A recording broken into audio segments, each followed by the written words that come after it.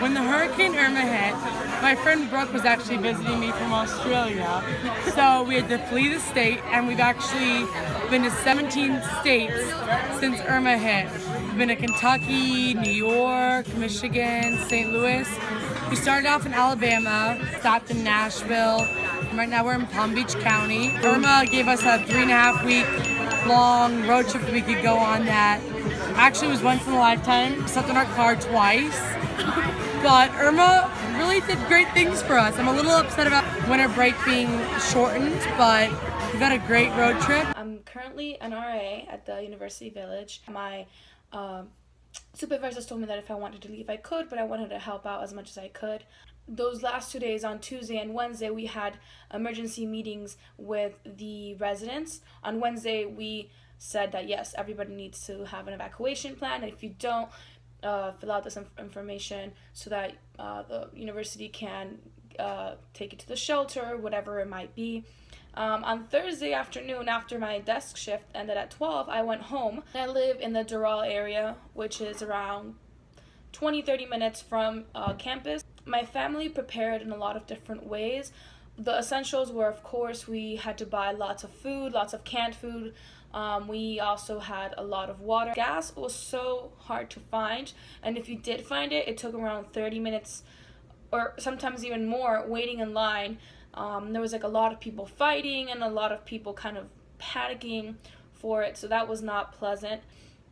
And then when the storm hit, we heard a lot of noise, a lot of wind.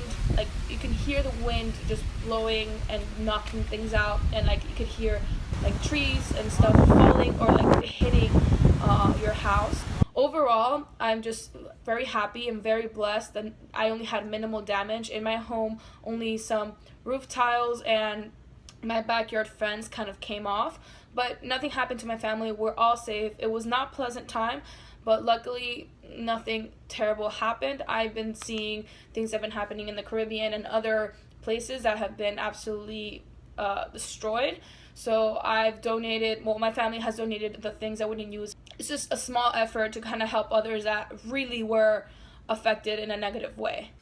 When I first found out about the hurricane, I wasn't too concerned about it because the year before, there was supposed to be a hurricane that was going to hit us, and the entire campus got prepared, and we were on lockdown, and it pretty much missed us. There was no damage at all, and classes were only canceled for 1 or 2 days.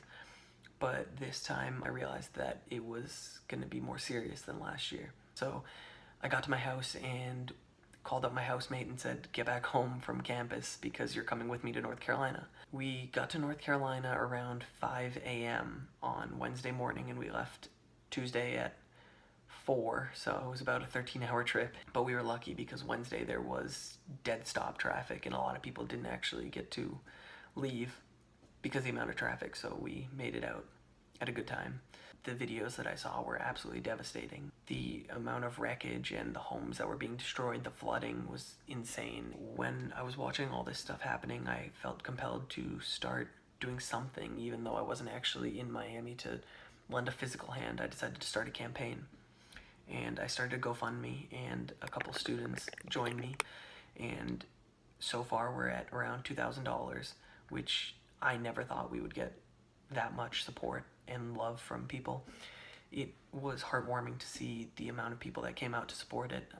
And so what we plan to do with the money is from here, before I drive down to Miami, I'm going to buy cases of water. I'm going to bring diapers, baby formula, some hygiene products, toothbrushes, toothpaste, as much of that as I can honestly fit in my car, and I'm going to drive it down, and when we get down there we're going to look for the nearest collection center.